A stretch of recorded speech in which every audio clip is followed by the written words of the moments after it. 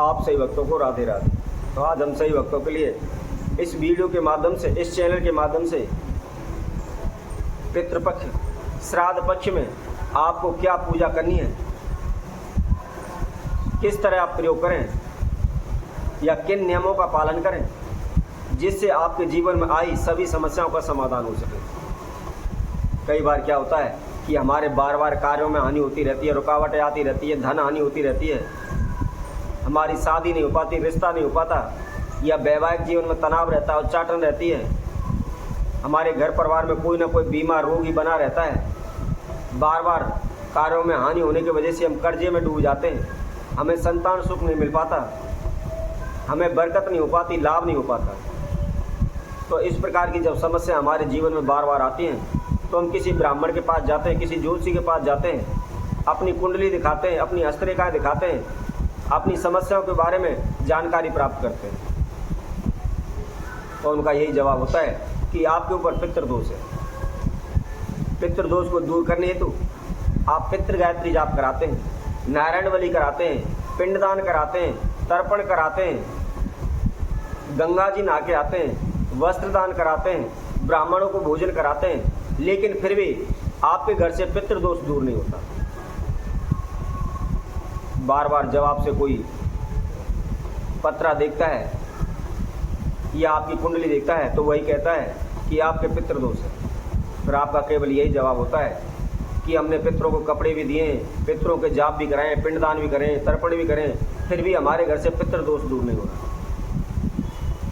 तो ऐसे में आपको क्या करना है, श्राद्ध पक्ष में, पितृ पक्ष में किन नियमों का पालन करना है जिससे आपके पितृ एवं पूर्वजों का आशीर्वाद सदैव आपके ऊपर बना रहे। यदि कोई भक्तजन, कोई भी व्यक्ति हमारे द्वारा बताए गए इन नियमों का पालन करता है तो आजीवन उसके जीवन में कभी किसी प्रकार की समस्या नहीं हुई, कभी भी उनके घर में पितृदोष उत्पन्न नहीं हुआ। और वैसे भी इस साल 2024 में पितृपक्ष श्राद्ध पक्ष 18 सितंबर 2024 से प्रारंभ हो रहे हैं। 18 सितंबर 2024 को पहला श्राद्ध है और जो पहले श्राद्ध की तिथि है उसका समय 18 तारीख को सुबह 8:05 से प्रारंभ हो रहा है। ध्यान रखें, जो भी एकम का श्राद्ध 18 तारीख को कर रहे हैं वह 8 बजे के बाद करें, क्योंकि 18 तारीख को 8:05 से एकम तिथि प्रारंभ हो रही है। और जो श्राद्ध पक्ष है, जो पितृ पक्ष है, इसका समापन 2 अक्टूबर 2024 को है। तो जो भी भक्तजन हमारी इस वीडियो को देख रहे हैं संपूर्ण देखें, और जिस किसी भक्तजन ने हमारे चैनल को सब्सक्राइब नहीं किया है वो सब्सक्राइब करें, लाइक करें तथा कमेंट बॉक्स में जाकर के राधे राधे अवश्य लिखें। कई बार क्या होता है, आपने अपने घरों में देखा हुआ, आप दूसरे को छोड़ दो, अपने घर में झाँक कर देखो, माताएं बहनें गुरु नाम ले लेती हैं, डेरे में जाती हैं, आश्रमों में जाती हैं और वहाँ जाके अपने गुरु की सेवा करती हैं, झाड़ू लगाती हैं, परंतु अपने घर में अपने आदमी को, अपने पति को, अपने सास ससुरों की सेवा नहीं कर पाते। घर आके कहते हैं मेरी कमर में दर्द है, मेरा हाथ दुख रहा है, मेरा सिर दर्द है। घर पर उनसे किसी भी प्रकार का कोई कार्य नहीं होता। घर पर माँ बाप भूखे बैठे रहते हैं, सास ससुर भूखे बैठे रहते हैं, उनको चाय पानी तक नहीं देते, परंतु आश्रमों में जाकर के वो झाड़ू लगाते हैं। शास्त्रों में भी कहा गया है यदि आप अपने घर में माँ बाप की सेवा करते हैं, अपने सास ससुर की सेवा करते हैं तो वह सर्वोत्तम मानी गई है, सभी देवी देवताओं की पूजा से भी अधिक मानी गई है। इसीलिए हमेशा सर्वप्रथम अपने घर में बड़ों का आदर करें, मान सम्मान करें, उनकी सेवा करें, तो आपको किसी भी आश्रम में जाने की आवश्यकता नहीं होगी। मैं ये नहीं कहता आश्रमों में ना जाओ, मंदिरों में ना जाओ, मंदिरों में जाइए, आश्रमों में जाइए, अपने गुरु की सेवा कीजिए, परंतु सर्वप्रथम अपने सास ससुर, अपने पति, अपने माता पिता की सेवा करें। वैसे भी हम इस वीडियो के माध्यम से स्क्रीन पर संपूर्ण श्राद्धों की जानकारी की आपको तस्वीर देंगे, आपको फोटो देंगे, जिसमें आप देख सकते हैं कौन सी तिथि कितने बजे से कितने बजे तक है और कौन सा श्राद्ध कौन सी तारीख को है, कौन से दिन है। आप अपनी स्क्रीन पर हमारी इस वीडियो में स्क्रीन पर इसकी फ़ोटो देख सकते हैं। तो आपको श्राद्ध पक्ष में सर्वप्रथम ध्यान रखना है, प्रतिदिन सुबह रोजाना नहा धो करके अपने घर के अंदर या अपने पूजा रूम में, अपने पूजा रूम के अंदर जो भी दक्षिण दिशा का कोना है उसमें एक दीपक प्रतिदिन रोजाना जलाएं। अपने पूर्वजों का नाम लेकर, अपने पितरों का नाम लेकर एक घी का दीपक जलाएं। और सुबह माता बहने ध्यान रखें, नहा धो करके रसोई साफ करने के बाद ही रोटी बनाएं। तो सुबह नहा धो करके एक घी का दीपक अपने पूर्वजों के नाम का लगाएं। 2 रोटी लेकर के उस पर ऊपर थोड़ा सा बूरा रखें और 1 चम्मच घी डालें।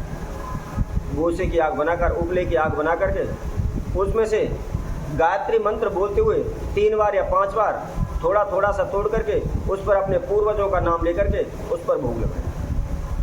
1 गिलास या लोटे में पानी लें, अग्नि के चारों ओर 3 बार पानी डालें। पानी डालने के बाद हाथ जोड़कर प्रार्थना करें कि हे प्रभु, मैं अमुक नाम से अमुक गोत्र से प्रार्थना कर रहा हूँ। मेरे जो भी वंशज हैं, मेरे जो भी पूर्वज हैं, मेरे जो भी पितृ महाराज हैं, मैं आप सभी का आह्वान करता हूँ और मैंने जो भी भोग दिया है आप इसको स्वीकार करें। मुझसे जो भी गलती हुई है या मेरे परिवार से जो भी अपराध हुए उनको क्षमा करते हुए सदैव अपना आशीर्वाद हमारे ऊपर बनाए रखें। इस तरह की प्रार्थना करने के बाद उस लोटे का जल आप पीपल में चढ़ाएं और जो रोटी का जो भोग लगाया है उसको आप गाय को दें। तो ऐसा प्रतिदिन पूरे श्राद्ध 15 के 15 दिन आप करते हैं तो निश्चित ही आपके सभी पूर्वजों का आशीर्वाद आपके ऊपर सदैव बना रहेगा। इसी तरह प्रतिदिन रोजाना एक कुशा की अंगूठी बना करके अपने सीधे हाथ की इस उंगली में धारण करें, जिसको हम तर्जनी उंगली बोलते हैं। तर्जनी उंगली में धारण करें और एक लोटे में साफ जल, शुद्ध जल लें। उसके अंदर थोड़ा सा कच्चा दूध डालें, थोड़ी सी चीनी डालें, थोड़े से काले तिल डालें। काले तिल डाल करके किसी भी थाली में आप उस जल को डालें और दक्षिण की ओर मुख करके अपने नाम एवं गोत्र का उच्चारण करते हुए अपने पूर्वज, अपने पितरों का आह्वान करें। पितरों से प्रार्थना करें कि हे प्रभु, मैं आपके निर्मित यह तर्पण करने जा रहा हूँ, आप इस तर्पण को स्वीकार करें। मुझसे कोई कमी या गलती हो जाए तो उसको क्षमा करें। इस तरह प्रार्थना करने के बाद अपने सभी पूर्वजों का, अपने पितरों का नाम लेते हुए उसमें से अंजलि भर करके, इस तरीके से जल भर करके और जिस तरफ आपने अंगूठी पहनी हुई है उसकी तरफ यो थाली में छोड़ते रहें। एक एक नाम लेते हुए आप उसको छोड़ते रहें। उसके बाद जितनी भी आपको नाम याद हैं उनका नाम से करें। अगर आपको नाम याद नहीं है तो अपने नाम एवं गोत्र का उच्चारण करते हुए प्रार्थना करें कि प्रभु, मेरे जो भी वंशज हैं, जो भी पूर्वज हैं, आप अपना तर्पण स्वीकार करें। जो हमारे पितृ महाराज हैं, हमारे वंश के जो भी पितृ हैं, वह अपना तर्पण स्वीकार करें। इस पर तर्पण करने के बाद आप उस तर्पण के जल को आप पीपल में दें। इस कार्य को आप प्रतिदिन पूरे श्राद्ध करना चाहिए। और तर्पण करने के बाद आप अपने पूर्वजों का, अपने पितरों का एक घी का दीपक लगाएं। घी का दीपक लगाने के बाद 2 रोटी पर बूरा रख करके उसका आप भोग लगाएं। यदि आपके घर में कोई भी मिष्ठान बना हुआ है, खीर बनी हुई है, हलवा बना हुआ है, तो आप उसका भोग लगाएं। यदि कोई ज़रूरी नहीं है आप खीर हलवा बनाएं, यदि खीर हलवा नहीं बना सकते तो आप 2 रोटी के ऊपर थोड़ा सा बूरा रखें और 1 चम्मच घी डाल करके भी उसका भी आप भोग लगा सकते हैं।